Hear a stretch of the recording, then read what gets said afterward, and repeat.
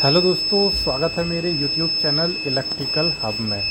यहाँ पे देख सकते हैं माइक्रोटेक का 24x7 इन्वर्टर है और इसमें प्रॉब्लम यहाँ पे देख सकते हैं बीप कर रहा है काफ़ी तेज़। और यहाँ पे जो इंडिकेशन शो कर रहे हैं देख सकते हैं ओवरलोड और बैटरी लो। तो इस केस में हम यहाँ पे क्या कर सकते हैं, इसको हम घर में किस तरीके से सही करेंगे, क्योंकि टेक्नीशियन को बुलाएंगे, कई बार ऐसा होता है कि टेक्नीशियन नहीं आ पाता है। तो यहाँ पे देख सकते हैं इसका स्विच भी काम नहीं कर रहा है। ये तो खैर स्विच की प्रॉब्लम है कि स्विच हमारा काम नहीं कर रहा है। पीछे से मैं दिखा दूँ, इसकी पावर निकाल रखी है और इसको डायरेक्ट कर रखा है, देख सकते हैं बोर्ड में वायर डाल के चला रखा है।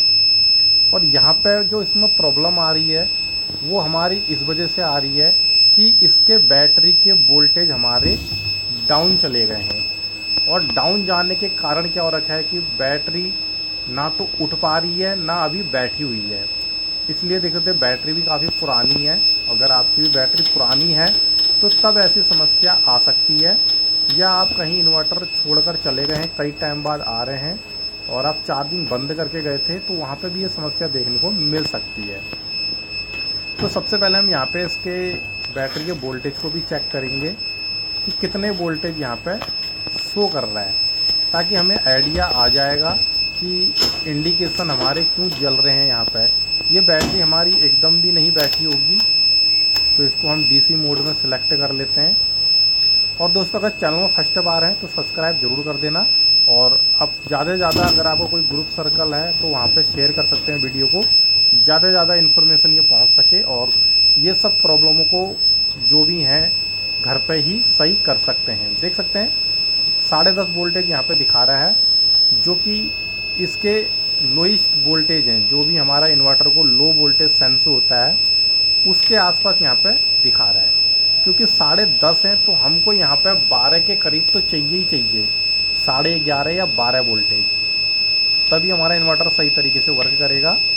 तो हमने क्या करना पड़ेगा, यहाँ पे इसकी बैटरी को खोलना है और इसका जो पावर कॉर्ड है उसको मेन से देना है और उसके बाद बैटरी का वायर कनेक्ट करना है, ताकि वोल्टेज हमारे तुरंत मेन से उसको जाए और इसकी जो बीप है साउंड वो हमारी यहाँ पर बंद हो जाए। तो देख सकते हैं हम इसकी मेन यहाँ पे खोल लेते हैं। पूरा हमको निकालना है और उसके बाद यहाँ पे हमने इसको क्लीन भी करना है। ये नहीं कि खाली खोल दिया और टाइट कर दिया, ऐसा नहीं है। जो भी इस पर रस्ट लगा है, जो भी इसमें गंदगी है, उसको हमने यहाँ पे साफ़ करना है। मॉइस्चर से जो भी हमारी गंदगी हुई है, इसको आप घर में भी कर सकते हैं, ऐसा कुछ नहीं है। इस पर करंट नहीं होता है, डीसी होता है ये। और यहाँ पे स्विच देख सकते हैं, इसमें स्विच में तो प्रॉब्लम ही है, क्योंकि ये ऑफ भी नहीं हो रहा है। कितनी भी मैं कोशिश कर रहा हूँ यहाँ पे ऑफ नहीं हो रहा है। तो स्विच ख़राब है, तो हमको, आपका अगर सही होगा तो ये ऑन ऑफ होगा। शायद आगे से भी ऑन ऑफ करने से, एक बार बैटरी की खूंटी निकालोगे, ऑन ऑफ करोगे तो काम बन जाएगा। ऑन ऑफ से अगर नहीं बनता है तो फिर बैटरी की खूंटी इस तरीके से खोलनी ही पड़ेगी। तो यहाँ पे इसको हम जैसे निकालेंगे हमारा साउंड हो जाएगा बंद। तो देख सकते हैं वायर कितनी हीट हो रखी है यहाँ पे ये। अब ये वायर हीट क्यों हो रही है वो भी थोड़ा मैं बता दूँ। बैटरी है यहाँ पे पुरानी और इसके जो सेल हैं वो हमारे कुछ डिस्चार्ज और चार्ज साइकिल उनकी ऊपर नीचे हो गई होगी। और यहाँ पे देख सकते हैं मेंस और चार्जिंग आ गई है। स्विच हमारा अभी भी वर्क नहीं कर रहा है। मैंने इसमें देखते हैं पावर कॉर्ड लगा रखा है और उसके बाद बैटरी की खूंटी लगाई, तो ये अच्छे तरीके से वर्क कर रहा है। और यहाँ पे चार्जिंग एम्पियर भी देखेंगे हम, देख सकते हैं 12 एम्पियर यहाँ पे दिखा रहा है।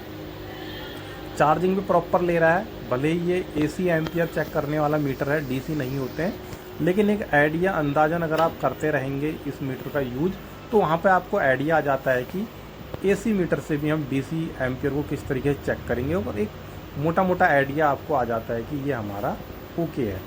तो दोस्तों, इस वीडियो में इतना ही, मिलते हैं अगली वीडियो में।